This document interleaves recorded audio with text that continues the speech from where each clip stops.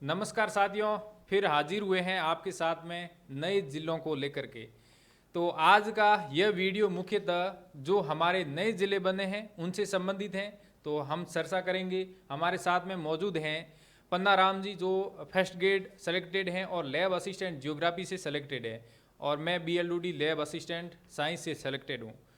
तो हम सबसे पहले चर्चा करते हैं कि जो नए ज़िले बने हैं उसमें 2023 में जो एग्ज़ाम होंगे उनके लिए सर जीके में क्या पढ़ना पड़ेगा, या नए वाला पढ़ना पड़ेगा या पहले वाला पढ़ने पड़ेगा?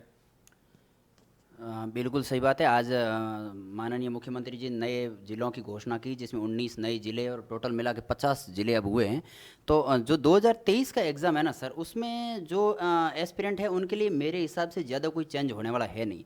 चेंज होने वाला इसलिए नहीं है कि जो 2023 के एग्ज़ाम वो लगभग अक्टूबर में सारे एग्ज़ामों की डेट फिक्स है, और अक्टूबर तक सरकार की ओर से ऐसा कोई बुक वगैरह जारी हो शायद नहीं हो पाएगी जिसके अंदर ये सारी चीज़ें दी हुई होगी। लेकिन बिल्कुल। थोड़ा सा उसमें ये है कि ये जो स्थिति और परिचय वाला जो विस्तार वाला टॉपिक है उसको बच्चों को थोड़ा सा ध्यान से देखना होगा, और उसके लिए मानचित्र जो सरकार की साइट पर या जो अवेलेबल है उस मानचित्र को अच्छे से यदि देखते हैं विद्यार्थी, तो उनका पहला टॉपिक है विशेष रूप से चेंजेज जो हुआ है वो हिस्ट्री में ज़्यादा नहीं हुआ है, भूगोल है उसके मतलब बिल्कुल बच्चों को थोड़ी बिल्कुल। दिक्कत होगी।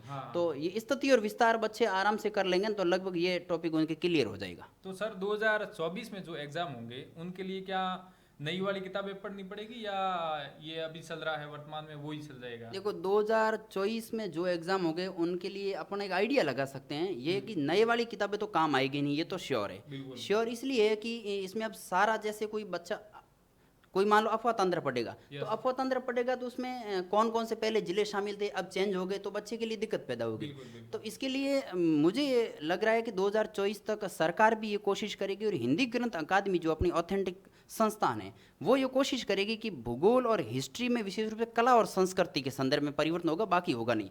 तो वो उनमें जल्दी से जल्दी बुक निकालें ताकि विद्यार्थियों को सहूलियत होगी, और वो ऐसा करेगी भी क्योंकि उनके लेखक है, खूब सारे लेखक है उनके पास, और वो ऐसा काम करेगी तो वो बुक नए 2024 तक आ जाएगी। तब तक जो एग्ज़ाम होंगे 24 में, जो एग्ज़ाम होंगे उनके लिए तो नई किताबें पढ़नी पड़ेगी।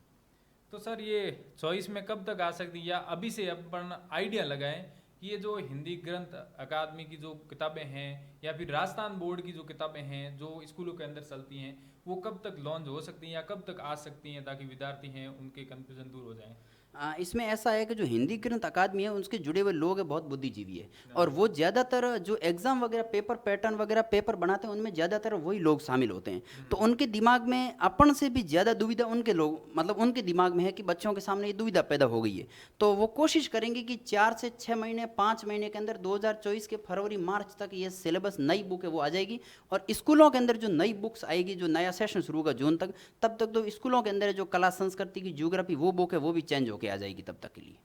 अच्छा सर, तो मतलब ये चेंज हो गया है, तो इसमें चेंज कौन कौन सा पार्ट हुआ है मुख्यतः? जैसे देखा जाए जीके वाला है, राजस्थान जीके ऐसे बोला जाता है, तो राजस्थान जीके में भी कला संस्कृति इतिहास हैं और भूगोल हैं, ये कौन कौन से ज़्यादा इफेक्टिव हैं और कौन कौन से बच्चों को हैं वो पढ़ना चाहिए जीके में? देखो ऐसा है कि जीके में राजस्थान के जीके की बात करें तो राजस्थान के जीके को मुख्य रूप से 3 भागों में डिवाइड करते हैं। राजस्थान की पॉलिटी, हिस्ट्री एंड कला संस्कृति, और जियोग्राफी। तो जियोग्राफी तो लगभग लगभग 90% चेंज ही है, और मतलब चेंज तो उसमें नहीं है, तो पढ़ना उसको दोबारा नए सिरे से पड़ेगा, मतलब बिल्कुल नई बुक्स। बिल्कुल। हिस्ट्री के अंदर मुख्य रूप से कला और संस्कृति, जो स्थापत्य है, मेले है, पर्यटन वाला ये जो टॉपिक है उसमें चेंजेस थोड़ा ज़्यादा होगा। यस। बाकी जो विद्यार्थी अभी तैयारी कर रहे हैं यस। उनके सामने भी ये दुविधा है कि अब मैं क्या पढ़ूं के। अब राजस्थान जीके को पूरी तरह छोड़ भी दिया जाए तो भी चलेगा नहीं, अब चल पढ़ूं बिल्कुल। क्या। हाँ हाँ। उसके लिए मेरी सलाह ये है कि जो राजस्थान की हिस्ट्री है उसमें आधुनिक हिस्ट्री है, जैसे आधुनिक इतिहास है, 1857 की क्रांति है, किसान और जनजाति आंदोलन है, प्रजामंडल है, एकीकरण है, उनमें तो कोई ज़्यादा चेंज होने का है नहीं, तो उसको वो बेहतर कर सकता है। दूसरी बात यह है कि जो राजस्थान की पॉलिटी है उसमें 1-2 टॉपिक को छोड़ दे तो बाकी वाले में राज्यपाल की शक्तियाँ वगैरह, विधानसभा वगैरह, इसमें ज़्यादा कोई चेंज होने वाला है नहीं। हाँ बिल्कुल। उसमें फैक्चुअल थोड़ा चेंज हो सकता है, किस विधानसभा में ज़्यादा सीटें कम वगैरह, तो उसमें ज़्यादा सवाल बनते नहीं, तो ज़्यादा दुविधा की बात तो ऐसी कुछ है नहीं। रही बात जियोग्राफी की थी, तो जियोग्राफी के लिए यदि कॉन्सेप्चुअल कोई टॉपिक है जैसे जलवायु है, तो कॉन्सेप्ट वाला टॉपिक तो बच्चा क्लियर कर सकता है। फैक्चुअल टॉपिक है यदि अफवाह तंत्र है वगैरह, उनमें ये है कि लंबाइयाँ वगैरह तो कोई घटने वाली है नहीं, कहाँ से नदी का उद्गम होता है वो भी कहीं मतलब कोई चेंज होने वाला है नहीं। लेकिन उसमें ये है कि मान लो पहले जो पहाड़ी थी वो उस जिले में थी, आज कौन से जिले में, ये थोड़ी दिक्कत है। तो उसमें फैक्चुअल टॉपिक उनको बच्चे को थोड़ा छोड़ना पड़ेगा कुछ समय के लिए, जब तक ऑथेंटिक बुक आ जाए। बाकी गाइडें तो अब गाइडें तो 1 महीने के अंदर मार्केट में अवेलेबल हो जाएगी, लेकिन गाइड ऑथेंटिक नहीं, उस पर भरोसा नहीं कर सकते। और एग्जामिनर जब भी पेपर बनाता है ना, वो अब मेरे लिखी हुई आपके लिखी हुई कभी किताब उठाता नहीं है, वो तो एक सोर्स है बच्चे के लिए, उनके लिए नहीं है। वो तो ऑथेंटिक किताब या तो जो स्कूलों में चलती है वो,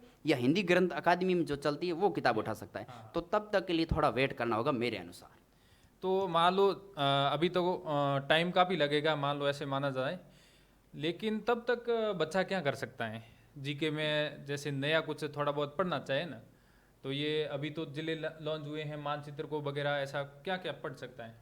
देखो बच्चे के लिए सबसे पहली बात तो अब यह है कि राजस्थान का मानचित्र उसके लिए बहुत कुछ दिन के लिए एक जंजाल पैदा हो गया है। तो बच्चे को महीने भर के लिए तो इस मानचित्र को ही देखना चाहिए। पर वो भी गवर्नमेंट के द्वारा जारी किया हाँ, वो स्पेशल उनकी साइट पर है वो।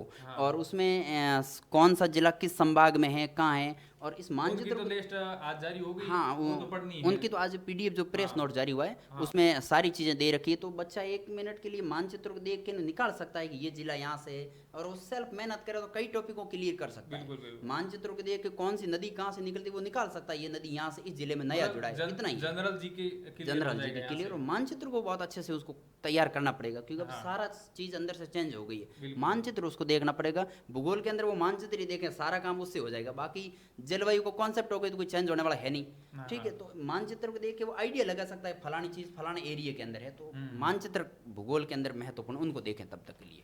अब देखा जाए जो नई वैकेंसी आएगी, मानो लैब असिस्टेंट की बात करें, साइंस और जियोग्राफी, वो अभी आने वाली हैं लगभग इसी महीने या अगले महीने तक 100% आ जाएगी, क्योंकि फिर तो आचार संहिता लग जाएगी। आचार संहिता से पहले पहले तो आ ही जाएगी। तो उनके बहुत सारे सब्जेक्ट हैं, यानी कि उसमें भूगोल वालों के देखा जाए तो एक भूगोल अलग सब्जेक्ट है, राजस्थान जी के अलग सब्जेक्ट हैं। साइंस वालों के लिए देखा जाए तो सब्जेक्ट का एक यानी कि फिजिक्स केमिस्ट्री बायो का अलग है। तो तब तक वो दूसरा पार्ट भी कर सकता है। हाँ, वो करे तो बेहतर रहेगा। हाँ, तब तक के लिए वो दूसरा पार्ट जो है उसको देखता रहे। और ये है कि तब तक के लिए एग्जाम जब तक होगा ना, तब तक के लिए दूसरे पार्ट की बुक्स भी आ जाएगी। लेकिन हिस्ट्री वाला पोर्शन उसको बहुत अच्छा शानदार कर सकता है तब तक के लिए। हिस्ट्री वाले पोर्शन में कोई ज़्यादा चेंजिंग है नहीं, स्थापत्य को छोड़ दे तो ज़्यादा कोई इतना चेंजिंग होने वाला है नहीं। तो कला संस्कृति छोड़ दे, बाकी राजवंश है उसमें कोई चेंज होने वाला नहीं है। राजस्थान की आधुनिक जो हिस्ट्री उसमें कोई चेंज होने वाला नहीं। तब तक के लिए बच्चा उसको बहुत अच्छे से तैयार कर सकता है। अभी फिलहाल आपने देखा हमने पन्नाराम जी के साथ में चर्चा की, और पन्नाराम जी जियोग्राफी एक्सपर्ट हैं, यानी कि फर्स्ट ग्रेड जियोग्राफी से सिलेक्टेड भी हैं इस बार, बहुत ही अच्छी रैंक, और लैब असिस्टेंट चयनित हैं, second rank, all Rajasthan second rank चयनित है। तो आपको सही जानकारी जो अनुमान लगा वो बता दिया है, तो इस अकॉर्डिंग आप चलना। लास्ट में सर आप बच्चों को कोई 2 शब्द कहना चाहें तो? हाँ बिल्कुल, बच्चों को मैं यही कहना चाहूँगा कि आप जो एस्पिरेंट तैयारी कर रहे हैं उनके दिमाग में अब एक जंजाल पैदा हो गया कि अब करे तो क्या करे। अब 1-2 दिन तो ऐसा लग रहा है कि जिसके एग्जाम जो अक्टूबर में है वो भी दुविधा में कि क्या करें। आपको तब तक कुछ नहीं करना है, आपको रामलुबाया कमेटी याद रखनी कि कौन अध्यक्ष थे रामलुबाया के, और कितने जिले हैं और कौन से संभाग में कौन सा जिला, इससे ज्यादा। हाँ बिल्कुल कर सकते हो, और ड्रॉप कर दो, सेकंड पार्ट वो तैयार कर लो। हाँ, और जो जिनका वैकेंसी अभी क्लियर नहीं है और वैकेंसी आगे मान लो अभी वैकेंसी आई हुई नहीं है, वो तो बिल्कुल दुविधा में रहे। उनके लिए तो खूब सारी ऑथेंटिक सोर्स आ जाएंगे तब तक के लिए।